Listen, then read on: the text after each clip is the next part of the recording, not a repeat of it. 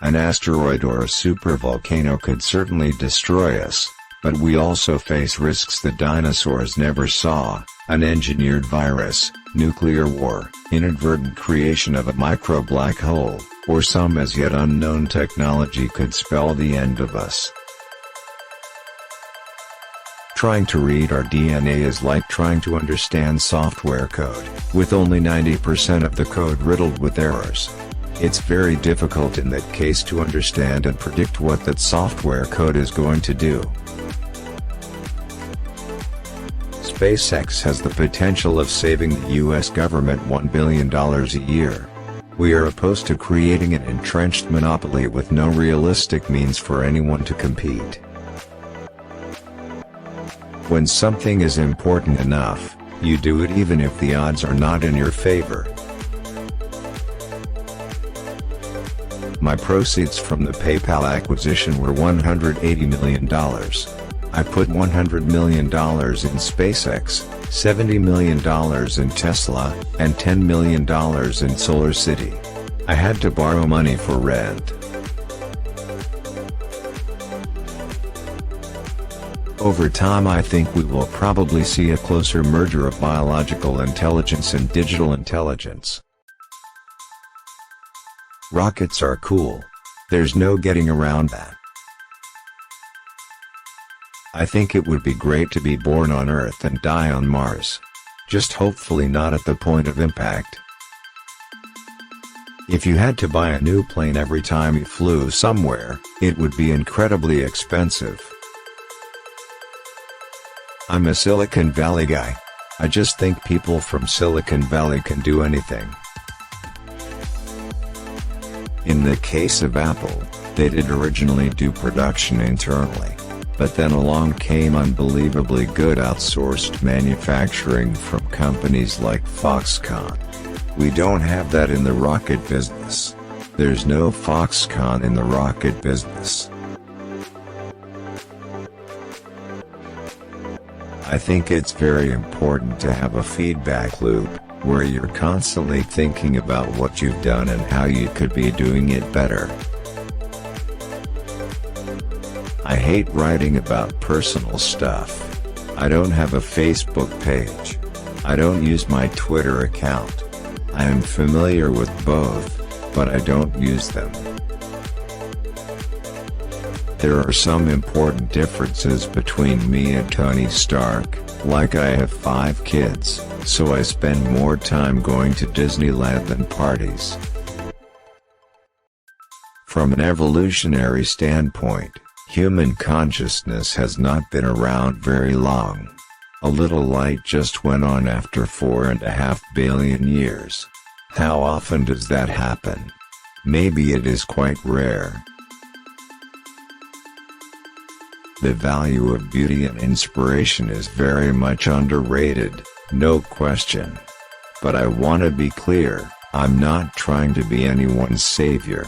I'm just trying to think about the future and not be sad. I had so many people try to talk me out of starting a rocket company. It was crazy. I think long-term you can see Tesla establishing factories in Europe, in other parts of the US and in Asia. Biofuels such as ethanol require enormous amounts of cropland, and end up displacing either food crops, or natural wilderness, neither of which is good. I've actually not read any books on time management.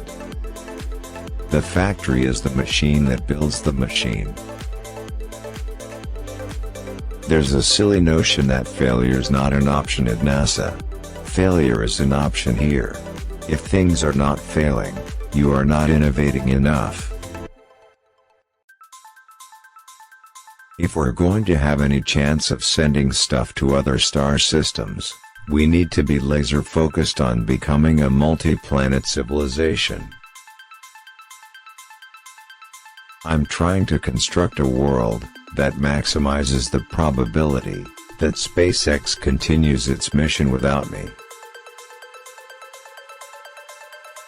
If you look at our current technology level, something strange has to happen to civilizations, and I mean strange in a bad way. And it could be that there are a whole lot of dead, one-planet civilizations. We could definitely make a flying car. But that's not the hard part. The hard part is, how do you make a flying car that's super safe and quiet? Because if it's a howler, you're going to make people very unhappy. Here in the West, people often don't like listening to their leaders, even if they are right. I usually describe myself as an engineer. That's basically what I've been doing since I was a kid. The reason we should do a carbon tax is because it's the right thing to do. It's economics 101, elementary stuff. As you heat the planet up, it's just like boiling a pot. I think most of the important stuff on the internet has been built. There will be continued innovation, for sure. But the great problems of the internet have essentially been solved. If humanity doesn't land on Mars in my lifetime, I would be very disappointed. If anyone has a vested interest in space solar power, it would have to be me. I'm anti-tax, but I'm pro-carbon tax. If we drive down the cost of transportation in space, we can do great things. Nobody wants to buy a $60,000 electric Civic. But people will pay $90,000 for an electric sports car. I feel very strongly that SpaceX would not have been able to get started, nor would we have made the progress that we have, without the help of NASA. Physics is really figuring out how to discover new things that are counterintuitive, like quantum mechanics. It's really counterintuitive. Even if producing CO2 was good for the environment, given that we're going to run out of hydrocarbons, we need to find some sustainable means of operating. What I'm trying to do is, to make a significant difference in spaceflight, and help make spaceflight accessible to almost anyone. The fuel cell is just a fundamentally inferior way of delivering electrical energy to an electric motor than batteries. The goal of Tesla is to accelerate sustainable energy, so we're going to take a step back and think about what's most likely to achieve that goal.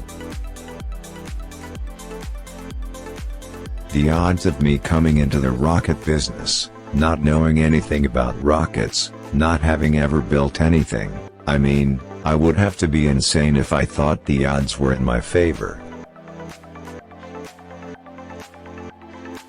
In the early days of aviation, there was a great deal of experimentation at a high death rate. I think we have a duty to maintain the light of consciousness, to make sure it continues into the future. I just want to retire before I go senile, because if I don't retire before I go senile, then I'll do more damage than good at that point. Self-driving cars are the natural extension of active safety, and obviously something we should do. I was born in Africa. I came to California because it's really where new technologies can be brought to fruition, and I don't see a viable competitor.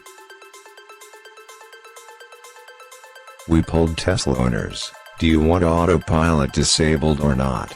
Not one person wanted it disabled. That's pretty telling.